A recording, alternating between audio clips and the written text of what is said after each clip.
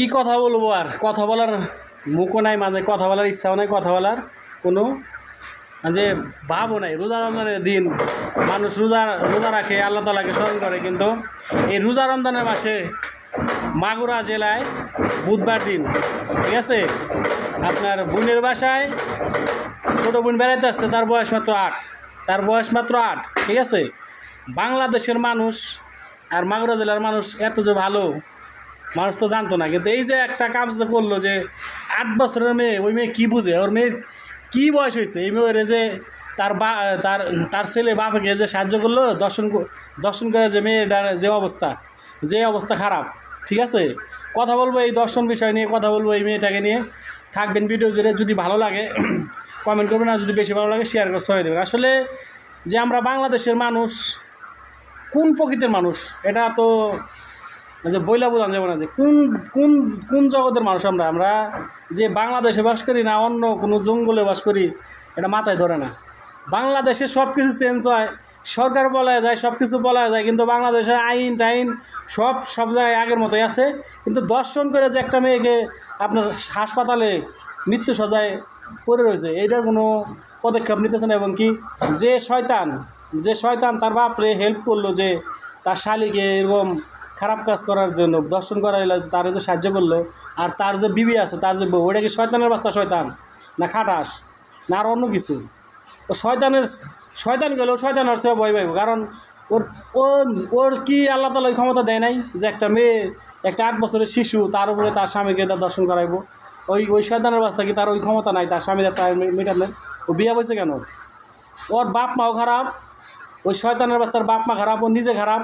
যে শয়তানের বাচ্চা অকাম করছে, এই মেয়েটার সাথে দর্শন কাজ করছে, ও খারাপ। মানে এটা কুলাঙ্গারের করে কুলাঙ্গার, ঠিক আছে।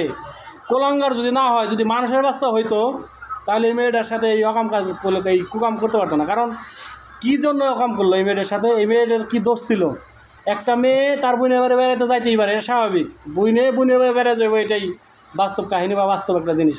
দুলাভাইরে যদি তারা এই পশুর নজরে, বা তাও যদি তারা পশুর নজর দিয়ে তাকে এই বিচার বিবেচনা করে, কী জন্য, কী দোষ করেছিল এই মেয়েটার কী দোষ ছিল? এখন বিএনপির বাংলাদেশের বড় একটা নেতা বর্তমানে তারেক রহমান, সে তার যে নেতাকর্মী আছে তাদেরকে দিয়ে কাজটা, মানে তাদের হাসপাতালে নিচ্ছে, তাদের ট্রিটমেন্ট চলতেছে, ঠিক আছে। সবারই এ জায়গায় কর্তব্য ছিল, যে তার যে গ্রামবাসী, তার কর্তব্য ছিল, কিন্তু সে বাইরের রাষ্ট্র থেকে সব কিছু করতেছে। আসলে আমরা বাংলাদেশ থেকে কী করলাম? কিছুই করতে পারলাম না, ঠিক আছে। যার যে একটা মানে যে ভাব মূর্তি, এটা প্রকাশ করার জন্য সবাই ব্যস্ত, ঠিক আছে। কিন্তু ওইটা বড় কথা না। আমি বলবো, এখন বাংলাদেশের যারা আইন শৃঙ্খলা বাহিনী আছেন, বর্তমানে ডাক্তার ইন্দ্র স্যার আছেন, আপনাদের কাছে বড় একটাই দাবি, এই দর্শনের বিচার হতে হবে ভাই। বাংলাদেশে সব কিছু চেঞ্জ হয়ে যায়, আইন ঠিক থাকে না, সিন্ডিকেট ঠিক থাকে না, দর্শনের বিচার হয় না, চুরির বিচার হয় না। এগুলো যদি না করতে পারেন আপনারা, বাংলাদেশ জীবনে উন্নত হইব না। আপনারা দর্শনের বিচার করেন, চুরির বিচার করেন, ভাই আপনার বাড়াই না আইন দিয়ে বিচার হবে না। কোরআনের আইন দিয়ে বিচার করেন, ইনশাল্লাহ। দর্শনের বিচার যদি একটা করেন কোরআনের আইন দিয়ে, বাইতুল মুকাররমে বিচার করবেন, ইনশাল্লাহ দেখবেন যে বাংলাদেশের মানুষ তার পরের দিন থেকে ভালো হয়ে গেছে। এত ভালো হইব হিসাবের বাইরে। যেমন সৌদির মানুষগুলো করে না কোরআন দাবি বিচার, কোরআন দেশ চালায় না, বাংলাদেশে কোরআন দেশ চালাইতে হবো।